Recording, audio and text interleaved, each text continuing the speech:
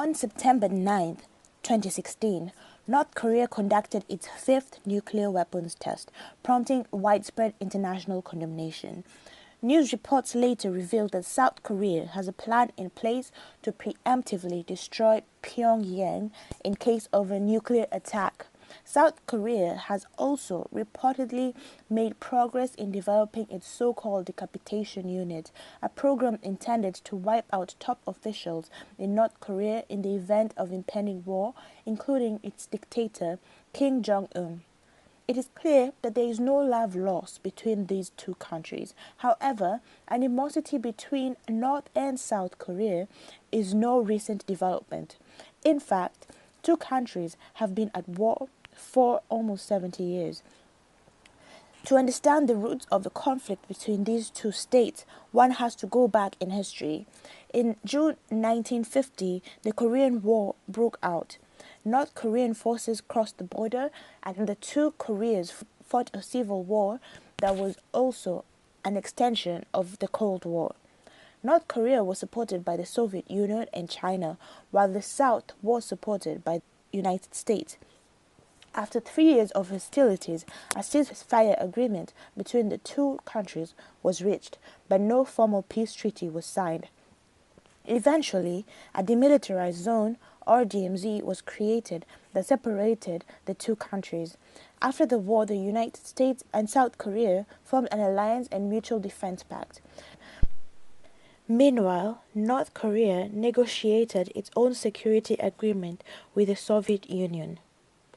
As the Cold War persisted throughout the 1960s, tension and hostilities continued to grow.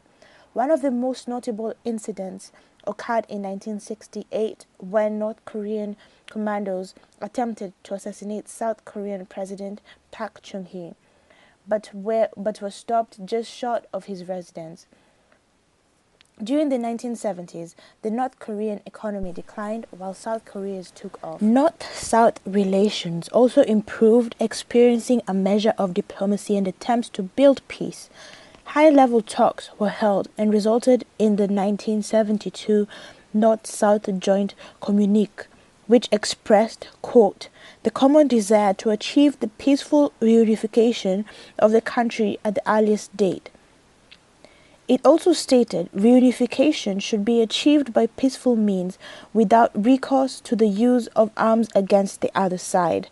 However, both sides perceived this communique as insubstantial and merely a strategic move by the other side.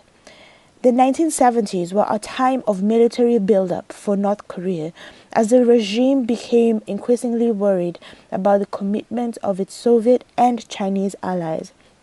Consequently, the country increased its capabilities in ballistic missiles, troops, ships, and tanks. After the Cold War, North and South Korea tried once again to re-establish ties and conclude agreements aimed at building peace.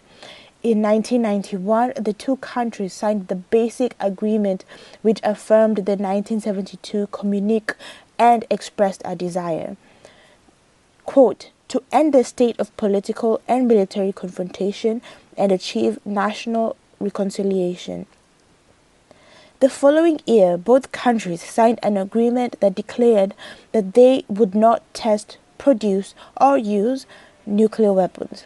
From 1998 to 2008, South Korea pursued the Sunshine Policy under President Kim Dae-jung, which stressed reconciliation with North Korea through economic aid and political engagement. In 2007, the two countries signed another agreement to ensure peace.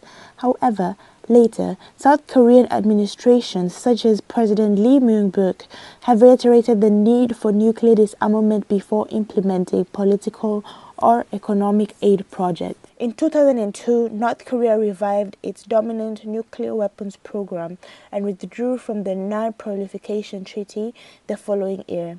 As talks of war surfaced, North Korea agreed to join the six-party talks, but these ultimately failed. North Korea remained committed to maintaining its nuclear weapons program as a deterrent. Realists see the conflict as one big international balancing act. North Korea's alliance with China and Russia has successfully balanced South Korea's alliance with the United States, and this prevents either side from taking decisive action against the other.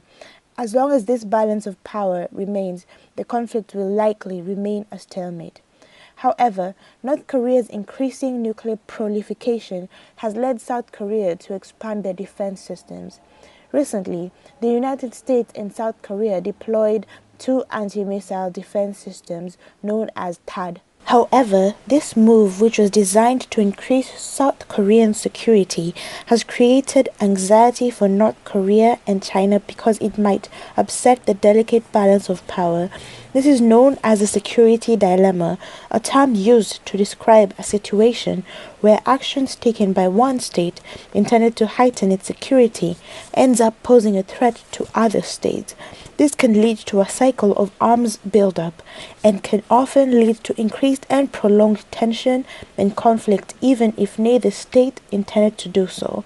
Overall, the ongoing conflict has significant international implications.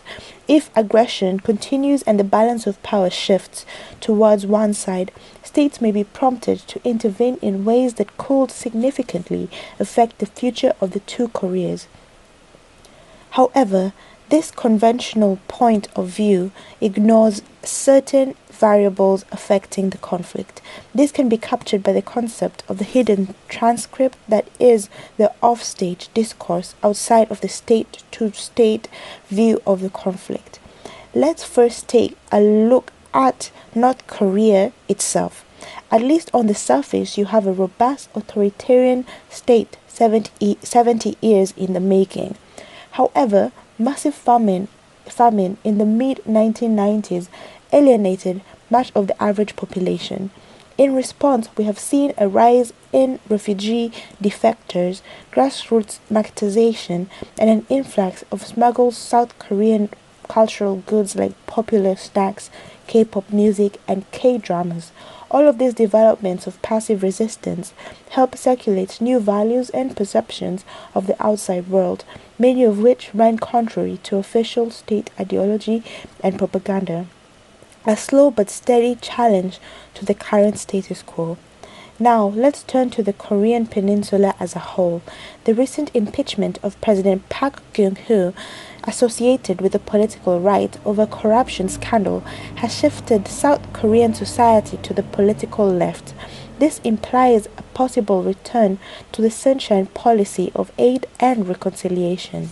However, questions of Korean identity pose an increasing challenge to policy towards the North. In other words, the questions like, are we Korean or South Korean, and is there still only one Korea, have come to the forefront of South Korean society. Societal trends indicate that fewer and fewer people favor engagement and reunification. With decreasing social and ethnic ties with the North as time goes by, questions emerge over the ultimate fate of the Korean Peninsula.